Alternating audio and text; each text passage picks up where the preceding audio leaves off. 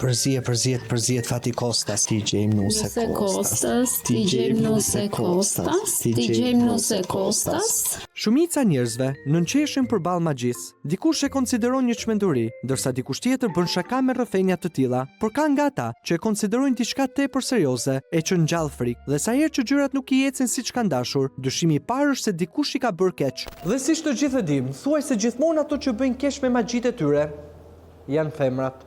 Jemi në Zvirin të Korçës dhe kemi bërë 145 kilometra për të zgjidhur një konflikt që po degradon çdo ditë më shumë mes kushërinjve e që në mënyrën më absurde ka nisur nga magjia. Një magji kaq e fuqishme sa që të bën të përplasësh me makinë dhe mbi të gjitha të mbetesh beqar. Më kanë akuzuar se ju kanë bërë magji unë që i bën djali aksident. Mos e shikoni kështu të pash dhe gazmore, sepse Ana është magjistarja më e famshme e zonës, që jo vetëm kalon një 27 vjeçar pa martuar, por mbi të gjitha fal forcës së saj djallëzore ka shkaktuar një aksident, edhe pse fizikisht ishte shumë larg nga vengjarja. Por kjo histori me magji dhe djaj nuk ishte si të mos zbulojë nga kushërinë që janë acaruar keq me shtrigën e fshatit, e cila e friksuar ka kërkuar ndihmën tonë. Tregoj veten zoti Kuq. U përplas me makinë aty lart në një mur, edhe më thrasin llafe shumë, na kërcënojnë. Qa magji e ke bërë ti? Nuk e di çfarë magji e kam bërë. Më thanë që ke bërë magji, na tha një grua në Fallaxhore ku kanë vajtur këto. Ju ka bërë magji një komshije me shkronjën A,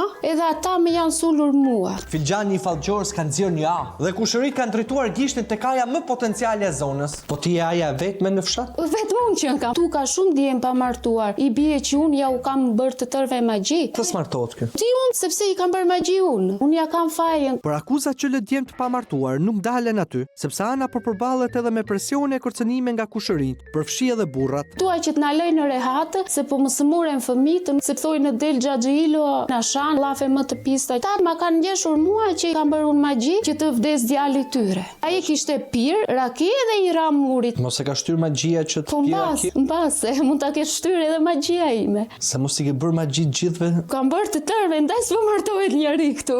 Që djemt e Zverinës janë në krizë nga magjita Anës, e tregon dhe numri martesave që ulet vit pas viti, një krizë që është përcjellë edhe tek lokalet e dasmave që po falimentojnë. Dhe ne për këtë kemi ardhur, ndaj le t'i përvishemi punës për të hequr magjinë e zezë që kalon kostën beqar. Por më përpara duhet të kuptojmë llojin e magjisë. Ata kishin gjetur një 2 vezë në arën e tyre.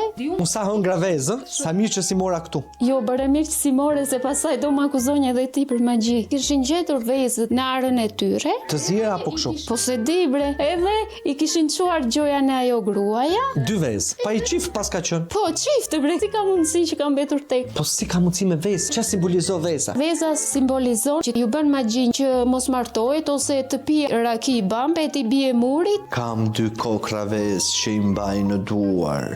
Do të bëj magji, do le t'jem të pamartuar. Kjo është magjia e vezëve që terrorizoi një fshat të tërë. Ti ke vezë në shtëpi? Ju. Je sigurt se mos kanë qenë ato 2 kokrat e fundit që ke hellë te ara? Po, ato do kenë qenë. Në fakt ata kanë një hall të madh, se kanë djalin pa martu. Ndoshta ai prandaj ka pirë, nga që është i mërzitur dhe i ra murit. Murit mund t'i bie edhe me kokë. Po, ai ra me makinë. Ai ra me makinë. Edhe dëgjoj tash, ata